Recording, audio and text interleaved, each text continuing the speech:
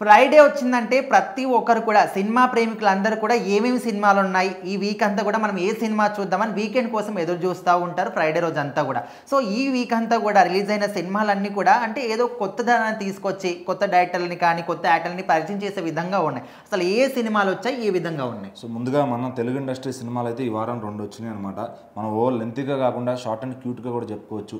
So Dhanraj గారు, comedian Dhanraj గారు అందరికీ తెలిసిన ఆయన డైరెక్టర్గా మారి తను ఒక సినిమా తీశారనమాట, రామం రాఘవం. అందులో సముద్రకని ఇలాంటి యాక్టర్ని తీసుకొచ్చి ఒక ఫాదర్ రోల్ ఇచ్చి ఈయన హీరో రోల్ చేశారనమాట. సో ఈ సినిమా పాయింట్ ఏంటి అంటే, ఒక గవర్నమెంట్ ఆఫీసరు డౌన్ఫాల్ అయినాక తన కొడుకు నేర్పిన గుణపాఠం ఏంటి అనే ఒక పాయింట్తో వచ్చిన సినిమా అనమాట. సో ఈ కథ మొత్తాన్ని రివీల్ చేయలేము, ఎందుకంటే ఒక సింపుల్ మూమెంట్స్తో వెళ్ళిపోయే కథ ఇది.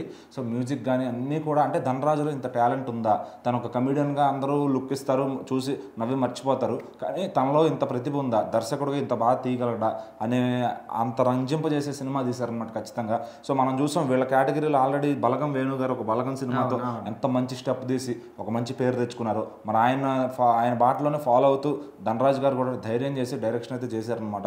ఎందుకంటే ఒక కమెడియన్ దర్శకుడు అవుతున్నాడంటే చాలా మంది నవ్వుతారు, ఇతను అంత సీన్ ఉందా, ఇతనిలో అంత టాలెంట్ ఉందా అని. కానీ ఈ సినిమా మటుకు చూస్తే ఒక మంచి వాల్యూస్, ఎథిక్స్ నేర్పే సినిమా అవుతుంది ఖచ్చితంగా.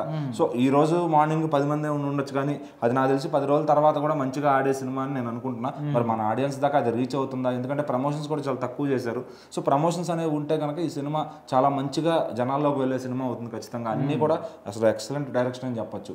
నెక్స్ట్ బాపు, మన బ్రహ్మాజీ గారు మెయిన్ లీడ్తో బాపు అని ఒక సినిమా తీశారనమాట. మరి ఈ సినిమా కూడా ఆద్యంతం అసలు అంటే ఒక డిఫరెంట్గా ట్రై చేశారు, ఒక తెలంగాణ కామెడీ అంతా కూడా మిక్స్ చేసుకుని.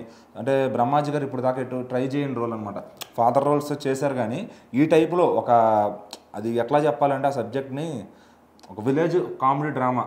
సో మనం ఈ మధ్యన శివరపల్లి అనే సినిమా చూసాం. సో ఆ టైపులో కొన్ని సినిమాలు, ఈ తెలంగాణ సినిమాలను చూస్తుంటే రోజు రోజుకి వాటి ఎదుగుదల ఏదైతే ఉందో ఒక అందరు క్యారెక్టర్లు వేసుకోవడం కానీ, ఆ సినిమాలు ముందుకు తీసుకురావడం కానీ. సో ఈ బాపు అనే సినిమా కూడా ఆకవకే వస్తుంది.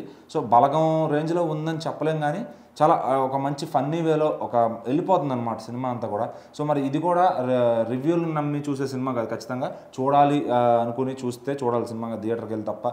సో బాపు సినిమా ఏం ఆఫర్ చేస్తుంది అంటే, సో ఈ రోజుల్లో మనం ఇంట్లో పెద్దవాళ్ళని ఎట్లా రెస్పెక్ట్ చేయాలి. సో ఓకే, మనం ఇంట్లో నవ్వుతాం ఏం ముసలోడా అది ఇది అని చెప్పి, బట్ ఏంటంటే బాపు సినిమా నుంచి నేర్చుకోవాల్సిందంటే ముసలోళ్ళకి రెస్పెక్ట్ ఇవ్వడం కానీ.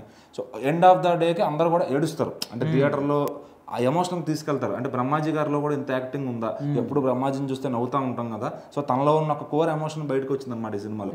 సో ఇక అది సినిమా చూస్తే అది ఓటీటీలో అయినా మంచిగా ఆడే సినిమా లాగా నాకు అనిపించింది. ఇకపోతే తమిళనాడు నుంచి 2 డబ్బింగ్ సినిమాలు వచ్చినాయి భయ్య. ఫస్ట్ మన ధనుష్ గారు మళ్ళీ 2వ సినిమా డైరెక్ట్ చేశారు. అంతకుముందు ఏదైతే అదే సినిమా రాయన్ సినిమా ఫస్ట్ డైరెక్షన్, మళ్ళీ సెకండ్ జాబిలమ్మ నీకు అంత కోపమా అని చెప్పి. అక్కడ నీకు అని ఒక ఏదో తమిళ టైటిల్ ఉంది, అది మనకు తెలియదు. తెలుగులో మటుకి జాబిలమ్మ నీకు అంత కోపమా అనే టైటిల్తో తమిళనాడులో ఉన్న చైల్డ్ ఆర్టిస్టులు అందరూ కూడా వాళ్ళు అంటే ఇప్పుడు పెద్దవాళ్ళు అయ్యారు. మనం అజిత్ గారి సినిమాలో చూసుంటాం, వాళ్ళందరూ కూడా ఇప్పుడు పెద్దవాళ్ళు అయ్యారు. అయిన తర్వాత వాళ్ళందరూ కలిసి చేసిన సినిమా అనమాట. వాళ్ళందరినీ యాక్టర్స్గా పెట్టి ధనుష్ గారు డైరెక్షన్ చేశారు. సో ఒక మంచి యూత్ఫుల్ సబ్జెక్టు, అట్లానే డ్యాన్స్ స్కోప్ ఉన్న సబ్జెక్ట్, ఒక మంచి లవ్ స్టోరీ. ప్రియాంక మోహన్ గారు అలాగే గోల్డెన్ స్పారో సాంగ్ అయితే ఆవిడకి అంటే చాలా మంచి సాంగ్ అది.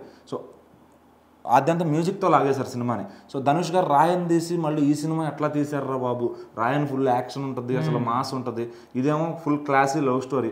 అంటే ఒక ఇప్పుడున్న మంచి యూత్ కిడ్స్ ఎట్లా ఉన్నారో లవ్ స్టోరీ, ఆ ట్రాక్ విడిపోవడాలు, కలవడాలు, జోక్స్, ఫ్రెండ్స్తో ఉండే మూమెంట్స్ అన్నిటిని కలగలిపి ఒక మంచి బ్లెండింగ్ చేసిన సినిమా. అంటే ఒక ఫీల్ గుడ్ మూవీ. థియేటర్లో ఆహా ఈ సినిమాకి 200 రూపాయలు ఖర్చు పెట్టాంరా, బయటకు వచ్చినాక ఒక తృప్తి ఉంటుంది కదా. సో ఆ తృప్తిని ఇచ్చిన సినిమా అనమాట ఖచ్చితంగా. సో దీనికి రివ్యూలు అన్నీ కూడా చాలా బాగా వస్తున్నాయి, తెలుగు వర్షన్లో కూడా. తమిళ్లో కూడా చూస్తున్నారు, ఆ ఆర్టిస్టులు అందరూ సపోర్ట్ చేస్తున్నారు. కానీ ధనుష్ గారి డైరెక్షన్ ఏంటంటే బ్రిలియంట్గా ఉంటుంది. ఏ ఫ్రేమ్లో ఇది తప్పు అని నువ్వు చెప్పడానికి లేకుండా ఖచ్చితంగా ఆర్టిస్టులు అందరూ కూడా 100% పర్ఫార్మెన్స్ ఇచ్చారు. అంటే వీళ్ళని మన ఆ సినిమాలో చూసాం కదా, అక్కడికి స్ట్రైక్ అవుతుంది. ఈ బుడ్డోడిని అక్కడ చూసాం కదా, వీడు ఇంత పెద్దోడు అయిపోయాడా. మళ్ళీ ప్రియా ప్రకాష్ వారియర్ కానీ వీళ్ళంతా కూడా ఇంతకుముందు కూడా చేశారు. ఒక లవర్స్ డే అనే సినిమా కూడా మనం చూసుంటాం వీళ్ళ కాంబినేషన్లో. సో కొన్ని అందరూ కలిపి చేసుకున్న ఒక చిన్న సినిమా అంటే ధనుష్ గారు చేయబడ్డాక ఇది పెద్ద సినిమా ఖచ్చితంగా. ఆర్టిస్టులు చిన్నవాళ్ళే, కానీ ధనుష్ గారు చేయబడ్డాక ఇది పెద్ద సినిమా. సో అది ఆయన డైరెక్షన్లో అద్భుతంగా తీశారని చెప్పాలి. సో దానికి కూడా వంకలేదు. సో యాజ్ ఆఫ్ ఈ 3 అయితే ఒకసారి చూడొచ్చా లేదా అని ఆలోచించి వెళ్ళాలి. కానీ డ్రాగన్ సినిమా చూసాను భయ, పిచ్చోడిని అయిపోయాను నేనైతే. అంటే డ్రాగన్ ప్రదీప్ రంగనాథన్ గారు ఈరోజు సౌత్ ఫిల్మ్ ఇండస్ట్రీకే కాదు, తమిళనాడు నుంచి సౌత్ ఫిల్మ్ ఇండస్ట్రీ దాకా ఒక న్యూ జనరేషన్ సూపర్ స్టార్ పుట్టాడు అని చెప్పొచ్చు. మనం శివకార్తికేయన్ గారి సినిమాలు చూస్తూ వచ్చాం, ధనుష్ గారి సినిమాలు చూస్తూ వచ్చాం. సో వాళ్ళందరూ ఎట్లా ట్రై చేశారు డిఫరెంట్గా, వాళ్ళ ఏజ్ని ఉన్నదాన్ని పెట్టుకుని ఏ గెటప్ అయినా వేయడానికి రెడీ అయ్యి, సో ఆ కోవకు చెందిన వాళ్ళే ఈయన ప్రదీప్ రంగనాథన్ అని చెప్పొచ్చు. ఖచ్చితంగా లవ్ టుడే సినిమా ఎంత ఎంటర్టైన్ చేస్తుంది ఆడియన్స్ని చెప్పక్కర్లా. అది ఆయన డైరెక్షన్ మొత్తం కూడా, అంటే లవ్ టుడే ఆయన స్క్రిప్ట్ రాసుకుని ఆయన డైరెక్షన్ చేసి ఫస్ట్ అయితే ఒక ఇదిగా వచ్చారనమాట. అంటే ఇతను కూడా చేయగలడా సినిమా, ఇతను ఎవరైనా చూస్తారా అనే దగ్గర నుంచి దగ్గర 100 కోట్లు కలెక్ట్ చేసే సినిమా తీసాడు ఫస్ట్ సినిమానే. ఆయన అంతకుముందు కోమలి కూడా డైరెక్ట్ చేసినట్టున్నాడు ఐ థింక్. సో అది ఆయన మన ఆడియన్స్కి తెలియకపోవచ్చు, తమిళ వాళ్ళకి తెలుసు అది. సో ఆయన లవ్ టుడే అయితే ఇక్కడ బాగా ఫేమస్ అయ్యారు. అందులో ఉండే జోక్స్ కానీ, అంటే తెలుగు ఆడియన్స్ కూడా చెప్పు బుజ్జి కన్నా ఇట్లాంటివి అన్నీ కూడా బాగా కనెక్ట్ అయినాయి.